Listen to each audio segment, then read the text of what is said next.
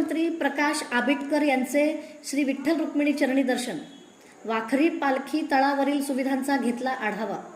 राज्याचे सार्वजनिक आरोग्य व कुटुंब कल्याण मंत्री प्रकाश आबिटकर यांनी आज श्री विठ्ठल रुक्मिणी मातेचे दर्शन घेऊन राज्याच्या सुखसमृद्धीसाठी प्रार्थना केली।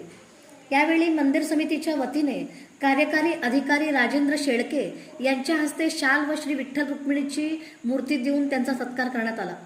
दर्शनानंतर आरोग्यमंत्री प्रकाश आबिटकर यांनी आषाढी यात्रेच्या पार्श्वभूमीवर वाखरी पालखी तळाची पाहणी करत लाखो वारकरी भाविकांसाठी उपलब्ध करण्यात आलेल्या आरोग्य, स्वच्छता, पिण्याचे पाणी आणि अन्य मूलभूत सुविधांचा सविस्तर आढावा घेतला।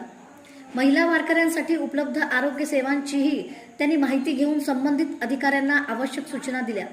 यावेळी राष्ट्रीय आरोग्य अभियानाचे संचालक तथा आयुक्त संजय काटकर, राज्य आरोग्य उपसंचालक डॉक्टर कैलास बाविस्कर, जिल्हा शल्यचिकित्सक डॉक्टर वर्षा डोईफोडे, जिल्हा आरोग्य अधिकारी डॉक्टर सतीश कोपुरवाड यांच्यासह आरोग्य विभागाचे वरिष्ठ अधिकारी उपस्थित होते।